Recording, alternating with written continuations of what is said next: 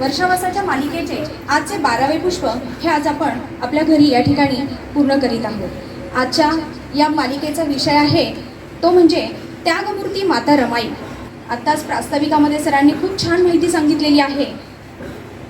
खरं तर माता रमाई यांच्या जीवनाबद्दल बोलायचं म्हटलं तर आत्ताच माझे हात थरथर कापायला लागलेत, कारण ज्यावेळेस मी भाषणाची अशी सुरुवातीला वाचन केलं त्यानिमित्ताने 2-3 पुस्तकं मी वाचली तर अक्षरशः माझ्या डोळ्यातले पाणी मी थांबवू शकले नाही। आणि मी माझ्या आईला रात्रीच म्हटलं, आई मी बोलूच शकणार नाही रमाईंच्याबद्दल, कारण इतकं कठीण की मी माझ्या आत्ता सांगताना सुद्धा माझे हात थरथर कापतायत।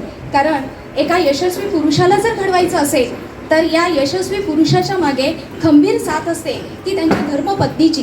तसंच बाबासाहेब आंबेडकरही ज्यावेळेस आपल्यापर्यंत जे परिचित आहेत किंवा बाबासाहेब आंबेडकरांचं जे जीवन कार्य आपण जे पाहिलेलं आहे, बाबासाहेब ज्या विचाराने प्रेरित झाले आणि तो जो विचार किंवा त्यांच्या कार्याला जी प्रेरणा मिळाली ती म्हणजे त्यांच्या धर्मपत्नी माता रमाई। आता बाबासाहेबांच्या नंतर किंवा रमाईच्या या कार्याचा जर आपण आढावा घेतोय तर त्या अगोदर आपल्या सर्वांसमोर रमाईचा एक फोटो आहे। आज जर आपण पाहिलं रमाईच्या फोटोकडे जर निरखून पाहिलं तर आपल्याला रमाईचे प्रेमळ, त्यागी, कष्टाळू असं प्रतिबिंब आपल्याला या ठिकाणी पाहायला मिळतंय। हेच स्वभाव गुण घेऊन रमाई शेवटपर्यंत जगल्या। त्या फक्त बाबासाहेबांची पत्नी म्हणूनच जगल्या नाहीत तर त्यांनी स्वतःचं एक असं अस्तित्व तयार केलं। त्यागातून संपूर्ण जीवन बाबासाहेबांच्या कार्याला समर्पित करून त्यांनी स्वतःची पण एक ओळख केली। जीवनामध्ये अनेक दुःख आले, अनेक हाल अपेक्षा त्यांना सहन कराव्या लागल्या, परंतु त्या कुठल्याही परिस्थितीला न डगमगता शेवटी पतीवर कुठल्याही प्रकारचे आरोप न करता, तक्रार न करता त्यांनी बाबासाहेबांना त्यांच्या कार्यामध्ये साथ दिली। एवढंच नाही तर शिक्षणामध्ये सुद्धा साथ दिली। आणि हे सगळं करत असताना बाबासाहेब ज्यावेळेस त्यांच्या कार्याचा आपण आढावा घेतो त्यावेळेस आपल्याला रमाईचा उल्लेख हा क्रमप्राप्तच असणार आहे, हे आपल्याला विसरून चालणार नाही। जसं आपण पाहिलं की रमाईचं जर फोटो पाहिला किंवा त्यांच्या मी प्रतिमेची ओळख करून थोडक्यात दिली आपल्याला। जसं पाहिलं की आपण बाबासाहेब ज्यावेळेस कार्य करत होते किंवा त्यांच्या सामाजिक कार्यामध्ये त्यांनी स्वतःला झोकून दिलं होतं त्यावेळेस आपल्या संसाराचा पूर्ण भार बाबासाहेबांनी रमाईवर सोपवला होता आणि रमाई अगदी निर्भीडपणे बाबासाहेबांना संसार सांभाळून त्यांच्या कार्यामध्ये सुद्धा साथ देत होत्या। आज जर पाहिलं तर रमाईचं बालपण जर पाहिलं तर रमाईचा जन्म हा 7 फेब्रुवारी 1898ला वणंद या ठिकाणी झाला। रमाईच्या बालपणी त्यांच्या घरी सुद्धा अतिशय गरिबी होती, पण आई वडील प्रामाणिक आणि कष्टाळू होते। रमाईच्या या बालपणाच्या काळामध्ये सुद्धा अनेक ठिकाणी त्यांना गरिबीचे चटके सोसावे लागले होते। आई वडील दोघंही कष्टाळू होती। रमाईला 2 भावंडं होती। आता रमाईची आई सतत कष्ट करून आणि प्रामाणिकपणे त्यांचा संसार चालू होता आणि त्यातच त्यांना रमाई एक छोटीशी मोठी मुलगी होती। या रमाईच्या घरात मोठी मुलगी असल्यामुळं आई वडील कामाला गेले की रमाई तिच्या भावंडांना सांभाळत होती। मग अशा या कष्ट करत असतानाच रमाईच्या आईला एका आजाराने जखडलं आणि कष्ट करतच रमाई त्या ठिकाणी रमाईची आई रखमाबाई या ठिकाणी त्यांना एक आजार जडला आणि त्या आजाराने इतक्या त्रस्त झाल्या की अंथरुणाला खेळून राहिल्या। शेवटी त्यांचे वडील भिकुजी धोत्रे यांना रखमाबाई बोलवतात आणि सांगतात की आता माझं जगणं हे मुश्किल झालेलं आहे आणि अशा या जगण्याच्या या अवस्थेत आपल्या मुलांवर चांगले संस्कार घडले पाहिजेत। यासाठी आता या मुलांना आई जरी राहिलेली नसली तरी सुद्धा तुम्ही या मुलांची आई होऊन या मुलांना चांगलं घडवा। आणि रखमाबाई खूप रडू लागतात आणि काही दिवसातच रखमाबाईंचंही निधन होतं। संसार रथाची जी 2 चाकं असतात त्यापैकी एक चाक त्या ठिकाणी निखळलेलं असतं आणि अशा या काळामध्ये रमाबाईंचे वडील भिकुजी धोत्रे हे अगदी या खचून जातात आणि त्यांना साथ देणारी रखमाबाई रमाईच्या आई या त्या ठिकाणी निघून गेल्यानंतर पुन्हा काही दिवस ते खूप खचून जातात। पुढं काही करण्याची त्यांची इच्छा होत नाही, पण आपल्या मुलांकडे पाहून ते संसाराचा जो आपला गाडा आहे तो पुढं चालवण्यासाठी ते तयार होतात। त्यांना त्यांच्या या कामामध्ये सुद्धा रमाई मुलगी असून सुद्धा अगदी वयाच्या 6व्या वर्षी 6 वर्षाची असताना रमाईंच्या आई गेल्या, परंतु तरी सुद्धा रमाई आपल्या वडिलांना सुद्धा एवढ्या छोट्या बालपणामध्ये सुद्धा त्या आपल्या वडिलांना आधार देतात आणि आधार देऊन त्या वडिलांना सांगतात की आता ह्या भावंडांचा मी सांभाळ करते आणि मग या दुःखातून कुठंतरी सावरत जड अंतःकरणाने विकूजी धोत्रे बंदरावर मच्छीमाराच्या व्यवसायासाठी सहज तयार होतात. आणि हेच कष्ट करत असताना काही दिवस जातात. रमाबाई घरी आपल्या भावंडांना अगदी आईच्या मायेने सांभाळत असतात. अक्षरशः वयाचं 6 वर्ष म्हटलं तर आजच्या लहान मुलांचा विचार केला तर कोणीच काही करू शकत नाही. ती मुलं हट्टाने पेटलेली असतात. परंतु रमाईला कुठलं एवढं शहाणपण आलं होतं, कुठली एवढी समजबुद्धी होती. परिस्थिती माणसाला घडवते, अगदी त्याप्रमाणे रमाईने आपल्या भावंडांचा सांभाळ केला. असेच काही दिवस गेले. काही दिवसानंतर काम करता करता, कष्ट करता करता भिकूजी धोत्रे हे देखील आजारी पडले. आणि ह्या आजारपणामध्ये त्यांना फार मोठं दुःख होतं की आता माझी पत्नी गेली, या 3 मुलांचा मी सांभाळ करतोय, पण या माझ्यानंतर आता त्यांना लक्षात आलं होतं की आता मी फार काळ काही जगू शकणार नाही. मग आता माझ्या या मुलांचा सांभाळ कोण करेल? मग अशा वेळेस भिकू धोत्रे रमाईचे वडील हे रमाईला जवळ घेतात. ते लाडाने तिला रामी म्हणतात.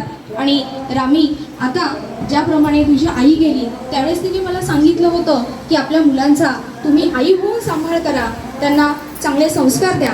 पण रामी, आता माझ्या जीवनात सुद्धा काही आजार निर्माण झालेले आहे आणि मला नाही वाटत टीबीसारखा आजार त्यांना झाला होता. ते म्हणतात की आता मला नाही वाटत की मी फार काळ या ठिकाणी जगू शकेन. पण रामू, आता तुझ्यावर तुझ्या भावंडांची एक मोठी जबाबदारी आलेली आहे आणि तू आई आणि वडील या दोन्ही भूमिका तुझ्या भावंडांसाठीच पार पाड आणि तुझ्या भावंडांचा तू सांभाळ कर. हे सगळं करत असताना रमाईला फार दुःख होतं. रमाई धाय मोकळून रडत असते. आणि अशा काळामध्ये सुद्धा तिने आले त्या परिस्थितीला शेवटी बिचारी खूप रडते. आणि काही दिवसातच रमाईच्या वडिलांचं सुद्धा निधन होतं. आई आणि वडील दोघांचंही छत्र हरपलेली ही छोटीशी मुलगी शेवटी आपल्या भावंडांना जवळ घेते, कवटाळून त्यांना रडत असते की आई वडील जर असते तर आपल्या जीवनाला किती मोठा आधार असतो. आज आपण एवढ्या वयाचे झालो तरी देखील आई 2 दिवस कुठे गावाला गेली तर आपल्याला करमत नाही. पण छोटी रामू अगदी वयाच्या 6-7 वर्ष 8 वर्षाची असताना सुद्धा ती आपल्या भावंडांना आई आणि वडील या दोघांची सुद्धा माया द्यायला खंबीरपणे तयार होते. शेवटी वडिलांचं निधन होतं. रमाईचे मामा आणि रमाईचे वडील, तिचे रमाईचे काका हे मुंबईला असतात. रमाईच्या वडिलांची म्हणजे भिकूजी धोत्रेंची ज्यावेळेस निधनाची वार्ता समजते त्यावेळेस ते मुंबईवरून या ठिकाणी येतात. आणि त्या ठिकाणी आल्यानंतर ते सगळा अंत्यविधी उरकला जातो. रमाई खूप दुःखी झालेली असते, तिच्या भावंडांना जवळ घेऊन बसलेली असते. पण तिचे मामा आणि काका हे रमाईला आणि तिच्या भावंडांना घेऊन ते मुंबईला जातात. मुंबईला भायखळा या ठिकाणी ते राहत असतात. रमाई बघता बघता 9 वर्षाची होते. अतिशय चुणचुणीत, देखणी, सुंदर अशी मुलगी म्हणजे रमाई होती. आता ही रामी ज्यावेळेस आईवडिलांचं छत्र हरपलेलं असतं, मामाकडे काकाकडे राहत असते, मामी असते, काकू असते, पण तिथं आईची तिला सतत कमतरता भासवत असते. आई ही आईच असते, तिची जागा जगात कोणीच घेऊ शकणार नाही. आणि मग ही रमाई एक दिवस मामाबरोबर भायखळ्याच्या बाजारामध्ये जात असते. भायखळ्याच्या बाजारामध्ये जात असताना त्याच ठिकाणी या मामांना रामजी बाबा भेटतात. रामजी बाबा भेटल्यानंतर रामजी बाबांची आणि रमाईच्या मामांची गप्पाटप्पा होत असतात. आणि तेवढ्यात रामजी बाबांचं लक्ष छोट्या रमाईकडे जातं. रमा इतकी चुणचुणीत, सुंदर, देखणी मुलगी पाहून रामजी बाबा तिच्या मामांना विचारतात की ही मुलगी कोण आहे? तर त्यावेळेस तिचे मामा सांगतात ही माझ्या वणंच्या बहिणीची मुलगी आहे. आई आणि वडील दोघांचंही छत्र हरपल्यानंतर तिला सांभाळायला मी माझ्याकडे घेऊन आलेलो आहे. मग त्याच पाहता क्षणी रामजी बाबांना रमाई फार आवडलेली असते. त्याचवेळी रामजी बाबा भिवाचं लग्न ठरवत असतात आणि भिवासाठी मुली पाहण्याचा त्यांचा कार्यक्रम हा चालू असतो. त्याच्या अगोदर त्यांनी एक मुलगी पाहिलेली असते, परंतु त्याहीपेक्षा त्यांना रमा फार आवडते. घरी येतात रामजी बाबा. रामजी बाबा घरी आल्यानंतर ते सगळ्यांना घरामध्ये हा विषय सांगतात की अशी एक छोटीशी मुलगी मी पाहिली आहे, तिला आई वडील नाही आहेत, परंतु ती तिच्या मामाकडे राहते. अतिशय छान, सुंदर, देखणी मुलगी मी आपल्या भिवासाठी शोधली आहे. घरातलेही सर्वजण रामजी बाबांच्या या विचाराला संमती देतात. आणि तिथून पुढं बाबासाहेब शिकतच असतात. पण रामजी बाबा त्यांच्या भिवासाठी रमाची निवड करतात. त्यांचं लग्न ठरतं. परंतु रमा मात्र आई आणि वडील गेल्याच्या दुःखाने अतिशय दुःखी झालेली असते. तिला वाटत असतं की आज जर माझी आई असती तर आज तिला कवटाळून मी रडले असते. पण त्या ठिकाणी तिला आई नसते. परंतु लग्न झाल्यानंतर रमा ज्यावेळेस सासरी जाते तर सासरी जात असताना ती रडत असते की आता माझ्या भावंडांचं कसं होणार, मी माझं लग्न होऊन तर जाणार आहे, पण माझे मामा मामी काका काकू हे सगळे सांभाळ करतीलच. परंतु तरीसुद्धा ती सगळ्यांना जवळ बोलवते आणि सांगते की आता माझ्या भावंडांचा तुम्ही सांभाळ करा, मी माझ्या सासरी चाललेली आहे. रमा सासरी जाते. घरामध्ये अतिशय छोटीची 9 वर्षाची ही रमा त्या संसारामध्ये, त्या काळामध्ये लवकरच लग्न होत होती. मग ही रमा त्या संसारामध्ये अगदी काय अल्लड असते, परंतु तरीसुद्धा परिस्थितीची एक जाणीव रमाला लहानपणापासूनच शिकून गेलेली असते.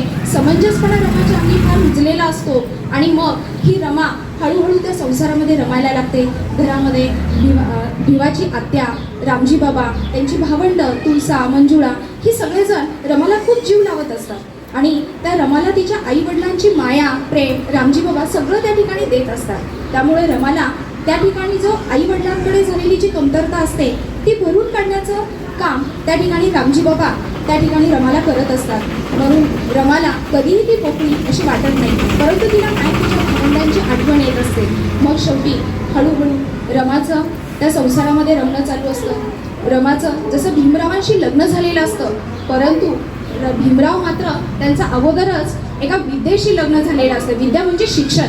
की रमा जशी भीमरावांची पत्नी असते, पण भिवाला त्या ठिकाणी लग्न झालंय म्हणून ते कुठल्याही प्रकारचं त्यांचं विद्या घेण्याचं किंवा शिक्षणाचं त्यांचं जे काम आहे किंवा मला जे काही करायचं आहे यांचं त्यांच्या ध्येयापासून ते परावृत्त होत नाही. उलट ते त्यांचं लग्न झालेलं असताना सुद्धा त्यांच्या शिक्षणाचा जो ध्यास आहे तो सोडत नाही आणि त्यांचं वाचन लेखन हे अविरतपणे त्यांचं कार्य हे चालूच असतं. परंतु रमा मात्र फार दुःखी होते की माझं लग्न झालंय. असं प्रत्येक स्त्रीला असं वाटत असतं की लग्न झालंय, माझ्या पतीने मला वेळ दिला पाहिजे, माझ्या पतीने माझ्याशी गप्पा मारल्या पाहिजेत आणि माझ्या पतीच्या गप्पाटप्पांमधून मला संसाराचं सुख हे मिळालं पाहिजे. परंतु लग्न झालेली रमा बिचारी बसलेली असते. बाबासाहेबांचं पुस्तक वाचन हे चालूच असतं, परंतु रमाला फार मोठा एक अभिमान असतो. तिला एक कळत असतं की आज जरी माझे पती माझ्याशी बोलत नसले, त्यांच्या वाचनामध्ये ते जरी मग्न असले, तरी सुद्धा तिला अभिमान असतो की माझे पती हे ज्ञानसंपन्न आहेत, एका विद्याविभूषित व्यक्तीबरोबर माझं लग्न झालेलं आहे, याचा अभिमान कायम मनाशी ती पुराशी बाळगून असते. त्यामुळे ज्या ज्या वेळेस बाबासाहेब पुस्तक वाचन करत असतील, तिला जरी बाबासाहेब बोलले नाही, गप्पा मारल्या नाही, तरी बाहेर जर मुलांचा कालवा असेल, मुलं खेळत असतील, तर रमा त्या मुलांना बाजूला करायची आणि त्या ठिकाणी बाबासाहेबांना वाचनामध्ये कुठं व्यत्यय येऊ नये यासाठी ही छोटीशी रमा बाबासाहेबांना साथ देत होती. त्या मुलांना बाजूला करायची आणि वातावरण शांत कसं होईल, बाबासाहेबांना वाचनामध्ये कशी प्रेरणा मिळेल, त्यांना वातावरण कशी निर्मिती होईल यासाठी ही छोटीशी रमा प्रयत्न करत असते. आता ही रमा बघता बघता आणखी त्यांचा संसार व्यवस्थित चालू असतो. घरात तर रमलेलीच असते. मग बाबासाहेब एक दिवस रमाला म्हणतात की रमा आता मी एवढं शिकलेलो आहे, मग मला असं वाटतं की रमा तू सुद्धा शिक्षण घ्यावं. रमा आपली छोटीशी डोळी भाबडी असते. ती म्हणते बाबासाहेब मला काय करायचं शिकून, तुम्ही एवढं छान शिक्षण घेताय, मग माझ्या शिक्षणाची काय गरज आहे. पण त्या बिचारीला कुठे माहीत होतं की तिचा पती एक दिवस परदेशात जाणार आहे, परदेशात जाऊन ते तिला पत्र पाठवणार आहे, तिला ते लिहिता वाचता आलं पाहिजे, परंतु ती नाही म्हणत असते. मग बाबासाहेब म्हणतात अगं मी जर परदेशात गेलो आणि तिथून जर पत्र पाठवलं तर तू कोणाकडे जाऊन वाचणार आहेस ते पत्र, ते पत्र वाचण्यासाठी तुला तर वाचायला आलं पाहिजे ना. मग रमा कशी तरी तयार होते, पण ती बाबासाहेबांना एक अट घालते की जर मला शिकवायचं असेल तर तुम्ही मला घरात शिकवणार असाल तर मी शिकेल, नाहीतर साहेब मी या ठिकाणी शिकणार नाही, घरात तुम्ही शिकवणार असाल तरच मी शिकेल. आणि मग बाबासाहेब ती तयारी दाखवतात. रोजचा जसा कामातून वेळ मिळेल तसं बाबासाहेब या छोट्याशा रमाला आपल्या पत्नीला घरात शिकवत असतात. आणि मग हळूहळू रमा चुणचुणीत असते, बुद्धिमान असते रमासुद्धा, फक्त परिस्थितीमुळे रमाला असं वागावं लागतं. मग रमा देखील लेखन वाचन छान प्रकारे शिकते. बाबासाहेबांनाही फार आनंद होतो. घरामध्ये मोकळ्या वेळेत रामजी बाबा रमाला बुद्ध आणि त्यांचा धम्म या पुस्तकाचं वाचन करायला लावतात. रमा देखील अतिशय उत्कृष्टपणे स्पष्टपणे त्यातलं छान वाचन करायला लागते आणि अशा प्रकारे रमा तिच्या संसारामध्ये रमलेली असते. त्यानंतर काही दिवसातच रमाला दिवस जातात आणि रमाबाईंना एक मुलगा होतो. आताच घरामध्ये सगळीकडं चर्चा चालू असते की या बाळाचं नाव काय ठेवायचं. घरात सगळेजण कोणी केशव, कोणी धोंडोबा, कोणी काय अशी वेगवेगळी नावं ठरवत असतात.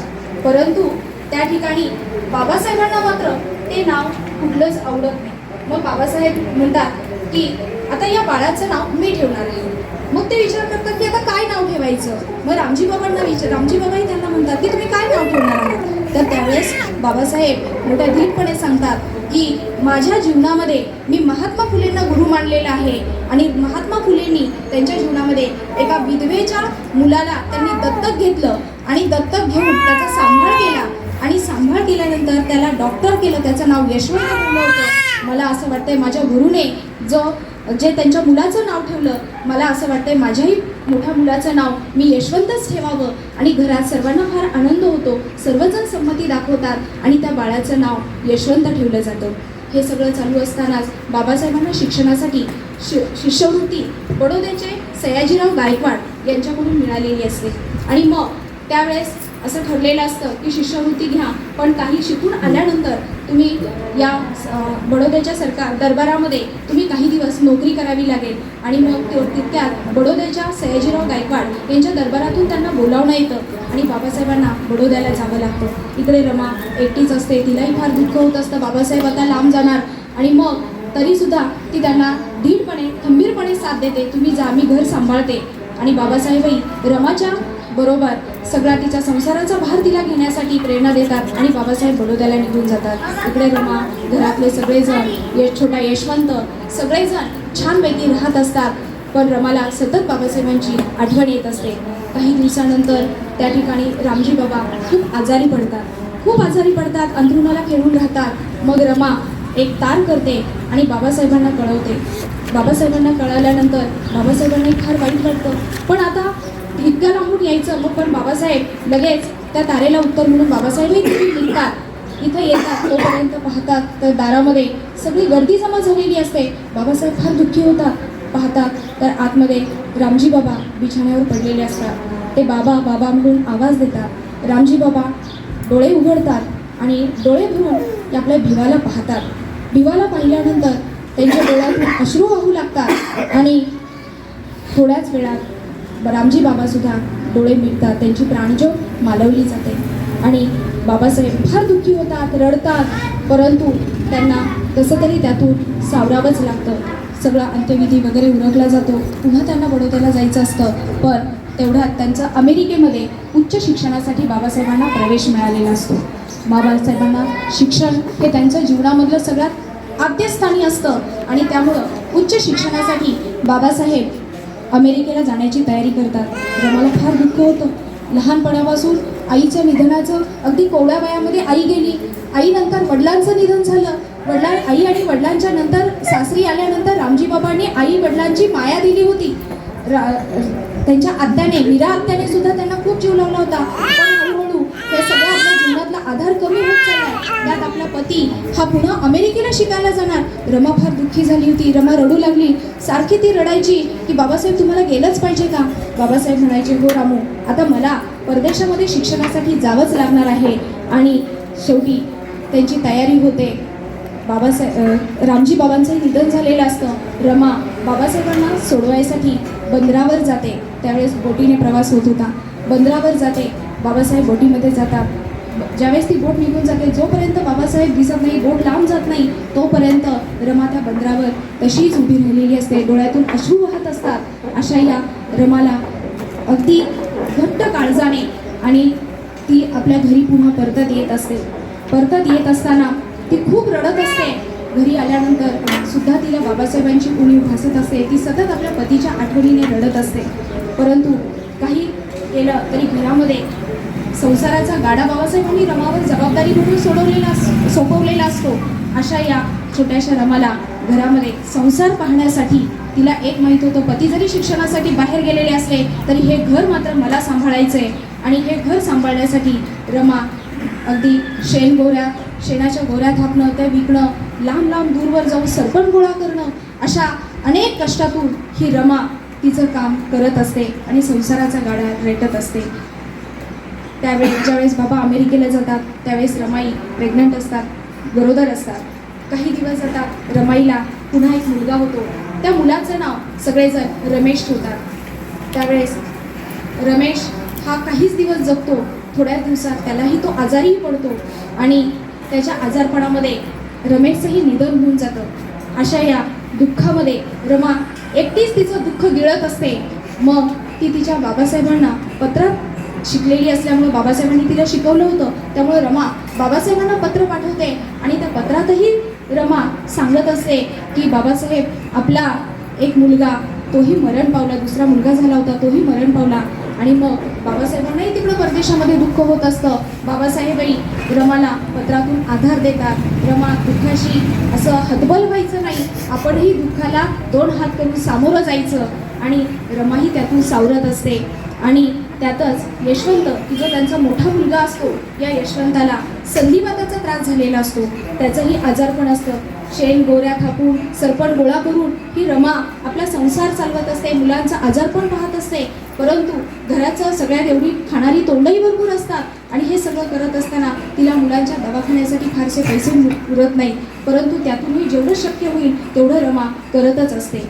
त्याचबरोबर अगदी बाबासाहेब परदेशात असताना रमा कधीही त्यांना घरच्या समस्या फारशा सांगत नाही, कारण जर बाबासाहेबांना समस्यांमध्ये अडकवलं तर बाबासाहेबांच्या शिक्षणामधून ते दूर होती किंवा त्यांच्या शिक्षणामध्ये मन रमणार नाही असं रमा विचार करायची. आणि बाबासाहेबांना फक्त मुलगा गेलेल्याचं दुःख तेवढं तिने व्यक्त केलं होतं. स्वतः अगदी पाण्याबरोबर भाकरी रमा खायची, पण कधी बाबासाहेबांना ह्या अडचणी ती सांगत नव्हती किंवा कधी तिने बाबासाहेबांच्या जवळ याची तक्रार कधी केलेली नाही.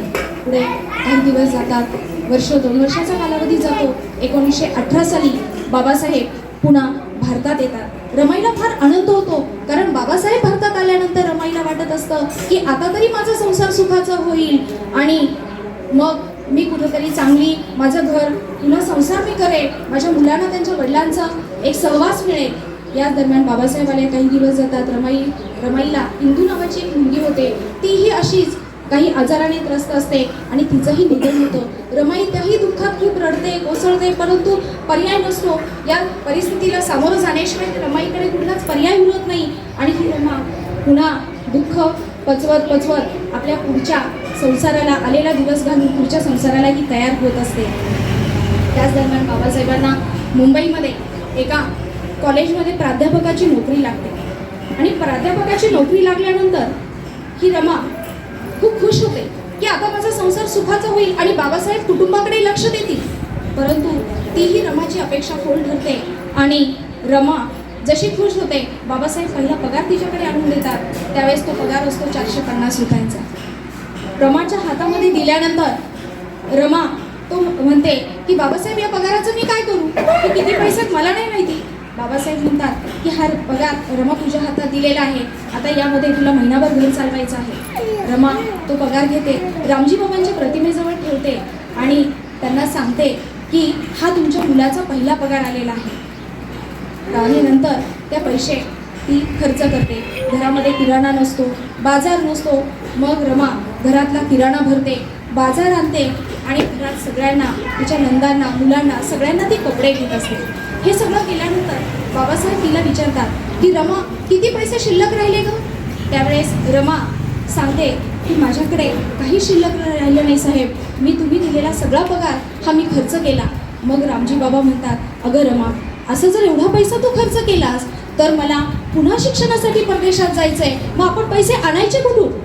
आणि मग रमाला फार दुःख होतं, कारण तिला आधी वाटलेलं असतं की बाबासाहेब आता इथंच राहणार आहेत आणि माझा संसार पुन्हा इतरांच्या सारखा संसार माझा खुलणार आहे. परंतु तिच्या अपेक्षा ह्या शून्य ठरतात आणि ती तिथून पुढं बाबासाहेब दर महिन्याला तिला फक्त 50 रुपये देतात. या 50 रुपयाच्या रमाबाई अक्षरशः 1.5 रुपयाच्या अशा 30 पुड्या करून ठेवतात आणि या 30 पुड्या करून दररोज फक्त एकच पुडी काढायची आणि त्याच्यातले 1.5 रुपया फक्त खर्च करायचा आणि त्यातही उरलेले पैसे साचवून ठेवायचे. अशा दर महिन्याला रमा 5 रुपये वाचवत होती. म्हणजे रमाबाईंचं काटकसरीपणाचं बाबासाहेबांना फार कौतुक होतं. आणि शिवाय हे उरलेले पैसे, जे वाचवलेले पैसे आहेत, हेच ती रमा पुन्हा ज्यावेळेस बाबासाहेबांना पुस्तकासाठी, शिक्षणासाठी ज्यावेळेस पैशाची गरज भासेल त्यावेळेस रमा बाबासाहेबांना त्या पैशाची मदत करत असेल. मग या ठिकाणी बाबासाहेब म्हणतात की रमा तू आहेस म्हणून एवढा काटकसरीने संसार चालू आहे, तू जर नसतीस तर या ठिकाणी एखादी बाई दागदागिने करून मोकळी झाली असती आणि माझ्या संसाराकडे तिने दुर्लक्ष केलं असतं. पण रमा, आज मला तुझा अभिमान वाटतो की तू या ठिकाणी स्वतःच्या पोटाला चिंता घेते आणि कष्ट सहन करते. तुला दिलेल्या मोजक्या पैशातून सुद्धा तू बचत करते आणि काटकसरीने तू हा संसार करून त्याच्यातले पैसे बचत करून तू पुन्हा उरलेले पैसे माझ्यासाठी, शिक्षणासाठी मला मदत करतेस. रमा, मी तुझे हे उपकार कधी सुद्धा करू शकणार नाही. असं करत हे झाल्यानंतर रमाई पुढे काही दिवस जातात. बाबासाहेबही त्यांच्या कामामध्ये, पुस्तक वाचनामध्ये मग्न असतात. बाबासाहेबांना पुन्हा बॅरिस्टरची पदवी घ्यायची असते आणि म्हणून बाबासाहेब पुन्हा त्यांना लंडनला जावं लागतं. त्यावेळी रमाई गरोदर असतात. रमाईला बाबासाहेब लंडनला जातात. रमाईला या ठिकाणी गंगाधर नावाचा एक छोटासा मुलगा होतो. रमाईच्या सर्वच मुलांचं दुःख असं असतं, मुलं झाली अगदी अडचणीमुळे, पैशापाण्यामुळे या मुलांना दवाखाना मिळत नसतो. तसंच गंगाधरही जन्माला येतो. जन्मापासूनच तोही कमकुवत असतो, त्यालाही आजार जडतो आणि हा छोटासा गंगाधर तोही काही दिवसातच मरण पावतो. रमाई अगदी दुःखाने, सूत्रशोकाने अगदी दुःखी झालेली असते. खूप रडते, पण तिचं हे दुःख व्यक्त करायला, तिला आधार द्यायला तिचा पती तिच्या जवळ नसतो. तरी देखील रमा आपल्या पतीला पत्रातून हे सगळं कळवते की आता आपला तिसरा मुलगा गंगाधर हाही या ठिकाणी मरण पावलेला आहे. साहेब, मला फार दुःख होत आहे. मग बाबासाहेब सुद्धा उलट पत्रातून रमाईला आधार देतात. शाब्दिक आधार हा सुद्धा रमाईला फार मोठा वाटत असतो. रमाई त्या आधाराने सुद्धा पुन्हा उभी राहत असते आणि दुःखाशी दोन हात करत असते. या रमाईला सगळं दुःख, कुटुंबाचा सगळा गाडा ओढत असताना जे काही हाल अपेष्ट सहन कराव्या लागतात, रमाई कधीही कोणापुढे तक्रार न करता ह्या सगळ्या सहन करत असते आणि याच्यातच ती स्वतः सुद्धा सगळ्यांना आधार देत असते, कुटुंबातील सर्वांना जपत असते. पुढे 1923ला बाबासाहेब पुन्हा भारतात येतात. भारतात आल्या बॅरिस्टर होऊन येतात. त्यावेळेस त्यांचे कार्यकर्ते त्यांचा खूप मोठा सत्कार करत असतात की आता बाबासाहेब बॅरिस्टर होऊन भारतात आलेले आहेत आणि त्या सभेला किंवा त्यांच्या या स्वागताला रमाईला जाण्याची खूप इच्छा असते. परंतु रमाईला तिथे जाता येत नाही. रमाई तिच्या पेटीमध्ये साड्या उघडून पाहते तर तिच्याकडे एकही चांगली साडी नसते, फाटलेल्या साड्या असतात. मग रमाई तिच्या लक्षात येतं की कोल्हापूरच्या एका सत्कारामध्ये बाबासाहेबांना एक जरीचा फेटा मिळालेला असतो आणि मग ही रमाई बाबासाहेबांचा फेटा काढते. तीच बिचारी तेवढ्या अंगाशी गुंडाळते आणि ती त्या सत्काराला जाते. अगदी चेहरा लपून, सगळ्यात मागं थांबून त्या ठिकाणी रमाई बाबासाहेबांचा सत्कार करत असते. बाबासाहेबांचा हा सत्कार बाबासाहेबही तिला पाहत असतात, परंतु ती चेहरा झाकून असते की तिला असं वाटतं की बाबासाहेबांचं माझ्याकडे लक्ष नाही आहे. शेवटी बाबासाहेबांना पाहून तिचे डोळे भरून येतात आणि बाबासाहेबांना पाहून तिचे डोळे ज्यावेळेस भरून येतात आणि मग ती आहे ते आपल्या सगळ्या अडचणी न सांगता बाबासाहेब बॅरिस्टर होऊन आले या आनंदामध्ये रमा सगळ्यांच्या समोर आपल्या प्रत्येक अडचणीला, दुःखाला ती सामोरी जाते आणि त्याच वेळी रमाबाई या आपल्या जीवनामध्ये यशस्वी होतात. कारण त्यांच्या या दुःखातून, त्यांच्या या कष्टातून बाबासाहेब आज बॅरिस्टर झालेले असतात. मी मगाशी सांगितलं तुम्हाला, प्रत्येक यशस्वी पुरुषाच्या मागे ज्यावेळेस त्या पुरुषाला यशस्वी व्हायचं असतं त्यावेळेस प्रत्येक स्त्रीचाच त्याच्या मागे हातभार असतो. तसं रमाईच्या कष्टाला आज चीज आलेलं असतं. सगळ्या बायका रमाई ज्यावेळेस नदीवर नळावर पाणी भरायला जात असते त्यावेळेस सगळ्या बायका या रमाईला हिणवत असतात. अगं रमाई, तुझा नवरा एवढा मोठा बॅरिस्टर आणि तुझ्याकडे साध्या साड्या सुद्धा नाहीत का गं? आणि मग रमाई त्यावेळेस त्यांना खंबीरपणे उत्तर देते की माझ्याकडे जरी साड्या नसल्या, माझ्याकडे जरी चांगले दागदागिने नसले तरी सुद्धा मी माझ्या जवळ माझ्या सौभाग्याचं मोठं कुंकू हे माझ्या जवळ आहे आणि त्यामुळे मला जगात कुठल्याही दागदागिन्यांची किंवा साड्यांची मला हौस नाही. पण शेवटी स्त्री मन असतं, या सगळ्या गोष्टीला कुठेतरी गुंतलेलं असतं. मनात कुठेतरी वाटत असतं की मलाही एखादी चांगली साडी असावी, मलाही एखादा छानसा दागिना असावा. मग एकदा बाबासाहेब ज्यावेळेस निवांत क्षणी बसलेले असतात त्यावेळेस रमाई बाबासाहेबांजवळ एक मागणी करते की बाबासाहेब, मला एक छोटासा दागिना आणा, मला एक छानशी साडी आणा. बाबासाहेब म्हणतात ठीक आहे. मला बायका हिणवतात, मी पाण्याला गेले तर बायका मला हिणवून बोलतात की अगं रमा, तुझा नवरा एवढा मोठा बॅरिस्टर आणि तुझ्याजवळ साधे साड्या नाही, दागिने नाही. मला थोडंसं कधीतरी मी त्यांना खंबीरपणे सांगते की माझ्याजवळ मोठा सौभाग्याचा दागिना आहे, माझं कुंकू आहे माझ्याजवळ, पण तरी सुद्धा माझ्या मनात असं वाटतं की मलाही एखादी साडी असावी, मलाही एखादा दागिना असावा. बाबासाहेब तिला एक छानशी साडी आणतात, दागिने आणतात. पण रमाईचं कुंकू जे आहे, कुंकू लावण्याचा जो करंडा असतो, बाबासाहेब ते लपून ठेवतात. रमा सगळं छान तयार होते, नटते, परंतु रमाई ज्यावेळेस तो कुंकवाचा करंडा शोधत असते, रमाईला तो करंडा कुठे सापडत नाही. ती पुन्हा पुन्हा बाबासाहेबांची माझा करंडा कुठे आहे? बाबासाहेब विचारतात, तू काय शोधतेस ग रमा? ती म्हणते, साहेब मी माझा कुंकवाचा करंडा शोधते. मग बाबासाहेब म्हणतात, अगं तू दागदागिने घातलेस, साडी एवढी छान आणली मी तुला, आता तुला कशाला कुंकवाचा करंडा पाहिजे?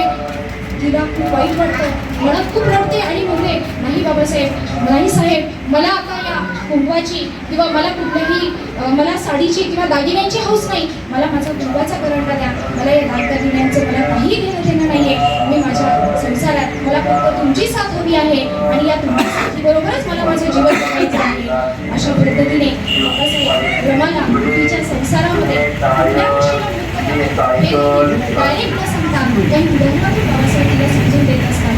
त्यानंतर 1924ला रमाला एक मुलगा, अतिशय सुंदर, वेगळा, अतिशय रोजीवाचा मुलगा असतो. बाबासाहेबांचा अतिशय लाडका तो मुलगा असतो. त्याचं नाव बाबासाहेब डायरी कुठे बघ ती डायरी बाबासाहेबांचा अतिशय लाडका असतो. बाबासाहेब नेहमी सांगतात, रमा हा राजरत्न तरी आपला छान आहे, याला छान घडवायचंय, याला चांगले संस्कार द्यायचे.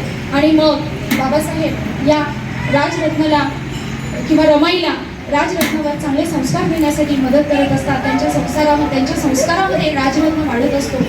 त्यावेळेस बाबासाहेबांची वकिली सुद्धा छान झालेली असते. 4 पैसे बाबासाहेबांना हाताशी मिळत असतात. मग बाबासाहेब ह्या सगळ्या त्यांचा आनंदाचा संसार चाललेला असताना रमाही तिच्या जवळ असलेली तिची जी दुःख आहे ती कुठंतरी मनात ती विसरू शकत नाही. पुत्रशोकाचं दुःख हे एक आई कधीच तिच्या जीवनामध्ये विसरू शकत नाही. परंतु रमा तिच्या प्रत्येक पुढच्या जीवनामध्ये मागचं दुःख पाठीशी घालायची आणि पुढचा दिवस पाहत होती. अशा पद्धतीने रमा तिचा संसारातलं दुःख बाजूला सारत होती. तिचा संसार चांगला चाललेला होता आणि अशा या संसारामध्ये रमा सगळ्या मुलांना घडवत होती. आणि ह्या मुलांना घडवत असतानाच त्यांचा राजरत्नही आजारी पडतो. राजरत्न आजारी पडल्यानंतर बाबासाहेब फार रडतात. बाबासाहेबांना ती कळवते, पण बॅरिस्टर होऊन आल्यानंतर सुद्धा त्यांना फक्त समाज हे एवढंच त्यांचं ध्येय असतं. त्यामुळे ते कुटुंबाला कुठलाही वेळ देत नाही. परंतु ज्यावेळेस आपला राजरत्न आजारी आहे हे कळालं त्यावेळेस बाबासाहेब घरी येतात. बाबासाहेब घरी आल्यानंतर डॉक्टरांकडे नेतात. डॉक्टरांना विनवण्या करतात, माझ्या मुलाला वाचवा, माझ्या मुलासाठी वाटेल तेवढा खर्च येऊ द्या, पण माझ्या राजरत्नाला वाचवा. पण राजरत्न फार आजारी पडलेला असतो. त्याला निमोनिया झालेला असतो. त्याला कुठलंही औषध लागू होत नाही. त्याचा ताप हा डोक्यात गेलेला असतो. डॉक्टर सांगतात, माझे प्रयत्न आता थकलेले आहेत.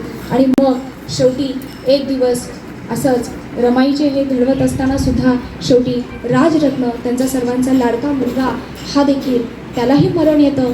रमाई अगदी पुत्रशोकाने अगदी व्याकुळ झालेली असते. बाबासाहेब सुद्धा फार दुःखी झालेले असतात, कारण त्यांची आधीची मुलं गेली त्यावेळेस बाबासाहेब जवळ नसतात. त्यांना प्रश्न पडतो, रमाईने एकटीने ह्या मुलांचं निधन कसं पाहिलं असेल? आज मला एका मुलाचं निधन सुद्धा मी सहन करू शकत नाही. आणि मग काही दिवसांनी मग बाबासाहेब फार दुःखी होतात. पण बाबासाहेबांपेक्षाही जास्त दुःख रमाईला होत असतं, कारण रमाईने त्या उरलेल्या पहिल्या 3 मुलांचं निधन पाहिलेलं असतं. त्यावेळेस तिला आधार द्यायला बाबासाहेब सुद्धा जवळ नसतात. फक्त पत्रातूनच ते एकमेकांना आधार देत असतात आणि एकमेकांचं सांत्वन करत असतात. परंतु या राजरत्नाच्या मृत्यूनंतर रमाई फार खचून जाते, अक्षरशः कोलमडलेली असते. आणि अशा वेळेस रमाई सुद्धा आजारी पडते. रमाई आजारी पडल्यानंतर रमाईला ती इतकी कोलमडलेली असते की ती कुठल्याच तिच्या पुढच्या आनंदासाठी मनाची तयारी तिची होत नाही. आणि मग त्यातच बाबासाहेब तिला आधार देत देत पुन्हा बाबासाहेबांना बाहेर जायचं असतं.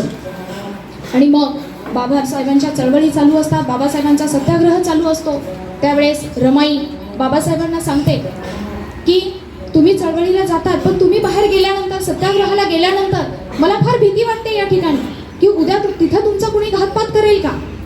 पण बाबासाहेब सांगतात, रमाई तू काळजी करू नकोस, आपला समाज हा झोपलेला आहे आणि या झोपलेल्या समाजाला जर जागं करायचं असेल तर आज मला जागं राहावंच लागेल आणि जर मी ते केलं नाही तर या समाजाचा उद्धार कोण करणार? समाजातील मुलांचं दुःख, समाजाचं दुःख हे मला पाहवत नाही रमा. तू जर व्यवस्थित राहशील, तू आजार पाण्यात औषधं घे, तू बरी हो, तर मला कुठेतरी समाजकार्य करायला मला आधार मिळेल. आणि हे सगळं करताना रमाई पुन्हा उभारी धरते आणि बाबासाहेबांच्या कार्याला कुठेतरी हातभार लावण्याचा प्रयत्न करत असते. परंतु रमाई हे सगळं करत असताना रमाईला टीबी झालेला असतो. ती खूप खचलेली असते. बाबासाहेबांना बाहेर जायचं असतं त्यावेळेस रमाईला त्यांच्या एका मित्राकडे ते सोडतात आणि तिथं त्यांची काळजी घेतील. आणि मग त्या ठिकाणी तिथे एक हॉस्टेल असतं गोरगरीब मुलांच्या शिक्षणासाठी चालवलेलं.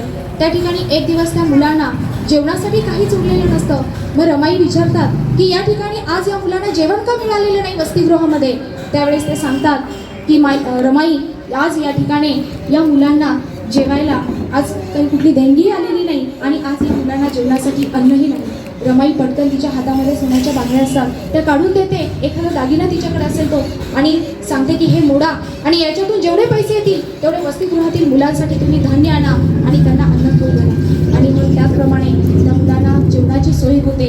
आणि अशा प्रकारे रमाबाई आपल्या जीवनामध्ये स्वतःच्याच मुलांमध्ये, बाबासाहेब जरी बाहेर जाऊन काम करत होते तर रमाई सुद्धा तिच्या त्यागामध्ये किंवा तिच्या समर्पणामध्ये, तिच्या कर्तृत्वामध्ये ती कुठेही कमी पडत नाही. वसतिगृहातील मुलांना अंगावरचे दागिने विकून ती अन्न खाऊ घालते.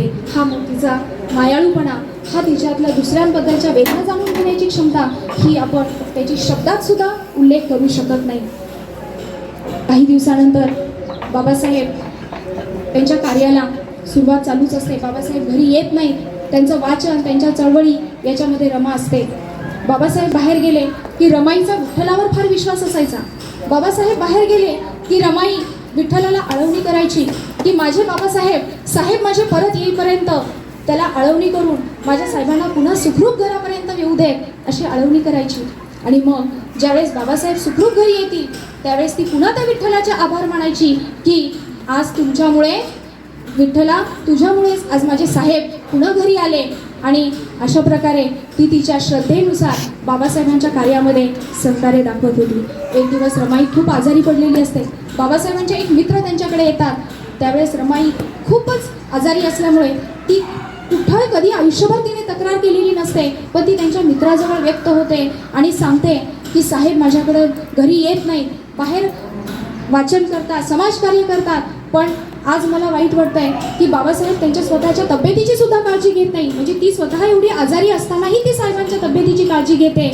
आणि मग त्यांच्या मित्राला हे दुःख रमाईचं पाहवत नाही. ते बाबासाहेबांकडे जातात आणि मित्रत्वाच्या नात्याने ते बाबासाहेबांना रागवतात की आज रमाईची काय अवस्था झाली आहे आणि आज तुम्ही घरी का जात नाही? रमाई तिथे सुद्धा तुमची काळजी करतात, तुमच्या मुलं तुमची वाट पाहतात. पण बाबासाहेब म्हणतात की माझी रमाई भीत आहे, माझी रमा कधीही खचून जाणारी नाहीये.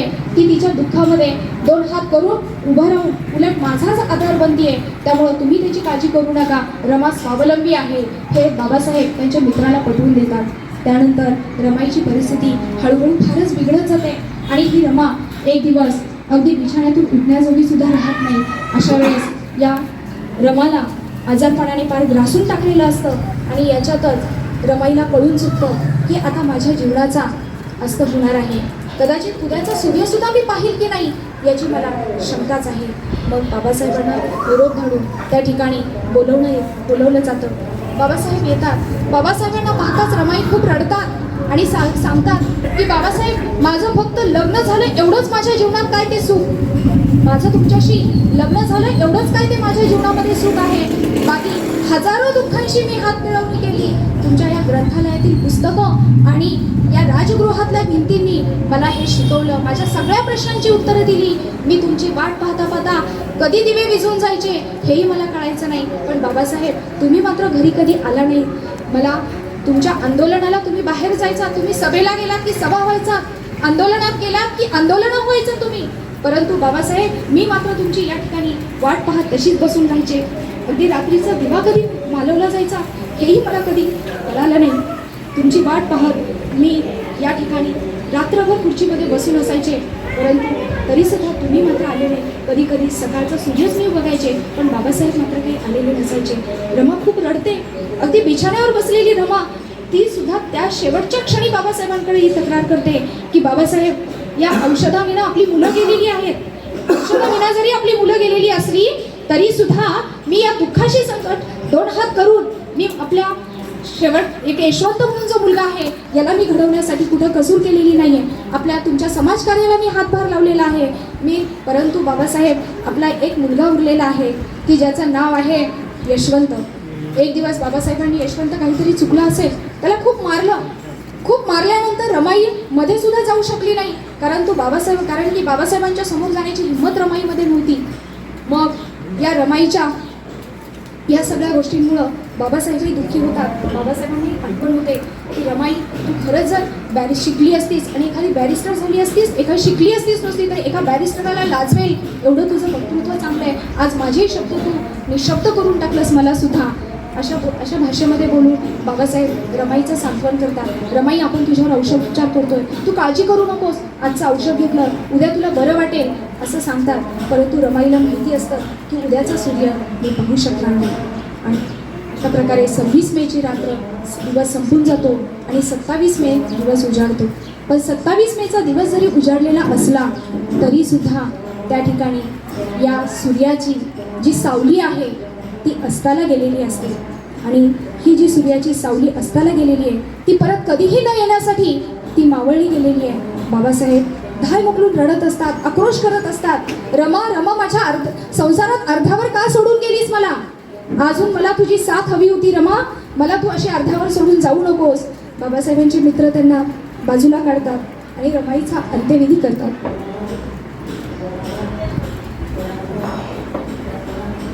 रमाला एकच काळजी असायची की माझ्या मुलांना कोण सांभाळतील. त्यावेळेस बाबासाहेब आम्हाला एक आश्वासन दिलेलं असतं बाबासाहेबांनी की रमा, आज ज्या समाजामध्ये आपण राहतो त्या समाजातील लोक आपल्याला तुला आई आणि मला बाबा म्हणत असतात. आपल्या मुलांची तू काळजी करू नको, उद्या हीच मुलं आपल्या यशवंताला मोठ्या भावाप्रमाणे सांभाळतील, तू काळजी करू नको. हे वाक्य बोलून बोलून बाबासाहेब रडत असतात. आणि मग शेवटी बाबासाहेबांना बाजूला घेऊन त्यांचे कार्यकर्ते त्या ठिकाणी रमाईच्या अंत्यविधीची तयारी करतात. रमाईला छानपैकी शेवटच्या अंत्यविधीमध्ये हिरवी साडी घालून तयार केलेलं असतं. परंतु बाबासाहेब पुन्हा सांगतात की नाही, माझ्या रमाईला पांढरी साडी घालायची आहे. माझ्या रमाईची हौस होती की तिला पांढरी साडी नेसायची आहे. माझ्या रमाला हिरवी साडी नको, माझ्या रमाईला पांढरी साडी घाला. कार्यकर्ते क्षणाचाही विलंब न करता त्या ठिकाणी रमाईला पांढरी साडी आणतात. रमाईला ती पांढरी साडी घातली जाते आणि रमाईचा अंत्यविधी मिरवला जातो. परंतु बाबासाहेब काही त्या दुःखातून कधीच बाहेर येऊ शकत नाही, कारण रमाईने केलेला त्याग, रमाईच्या जीवनातील संघर्ष हा कधीही त्यांना विसरू शकत नाही. आज या ठिकाणी तसं पाहिलं तर रमाईच्या उपकारांची परतफेड कोणीच करू शकणार नाही. आज या ठिकाणी उपस्थित उपासिका बंधू आणि भगिनी, आज आपण या ठिकाणी जे सगळे सुखाचे क्षण पाहतो, आज या माझ्या वास्तूमध्ये माझ्या मुलीचं नाव मी या वास्तूला दिलेलं आहे, हे सुद्धा माझ्या रमाईमुळेच आहे. आज मी या ठिकाणी जे तुमच्यासमोर बोलू शकते हे सुद्धा माझ्या रमाईचेच माझ्यावर उपकार आहे. मी सुद्धा माझ्या जीवनामध्ये हे कधीच विसरू शकणार नाही. आज या घराच्या माझ्या प्रत्येक विटेवर माझ्या रमाईची सही आहे. आज या घराच्या बाबासाहेबांचं नाव आहे. आणि म्हणून या ठिकाणी उपकार आपण जीवनामध्ये कधीच विसरू नये. आणि या रमाईच्या जे गुण आपल्या लेकीमध्ये उतरलेले असतात, त्याचप्रमाणे आपण रमाईच्या लेकी आहोत, आपण सावित्रीबाईंच्या लेकी आहोत, हे आपल्याला वेगळं सांगण्याची कुठली गरज नसावी असं मला वाटतं. या ठिकाणी मी खूप भावनावर झाले, पण मी सुरुवातीलाच म्हटलं की मी हे पूर्ण करू आश्वती नव्हती, कारण हे पुस्तक वाचतानाच मी इतकी दुःखी झाले होते की मी शब्दातच ते सांगू शकत नाही. मी रात्रीच आईला म्हटलं, आई नाही ग. आई म्हटली, खरं तरी समोर येऊन आपल्याला बोललंच पाहिजे. आज आपण रमाईच्या लेकी आहोत, त्यामुळं खंबीरपणे आपल्याला कुठेतरी दुःखांची दोर प्रत्येकाच्या जीवनात अडचण माझ्याही आहे, परंतु कुठेतरी आपल्याला यातून बाहेर यायचं आहे आणि रमाईचा आदर्श सगळ्यांसमोर आपल्याला ठेवायचा आहे. आणि हा आदर्श ठेवताना आपल्याला न खचता पुढे जायचं आहे, हे देखील आपल्या सर्वांनी लक्षात ठेवलंच पाहिजे. आज या ठिकाणी आयोजकांनी मला बोलण्याची संधी दिली, त्याबद्दल मी सर्वांचे आभारी आहे. आपण सर्वांनी माझे जे काही 2 शब्द मी सांगितले टाकून घेतले याबद्दल मी आपली आपल्या समाज टीव्हीला सबस्क्राईब करा आणि बेल आयकॉन दाबा.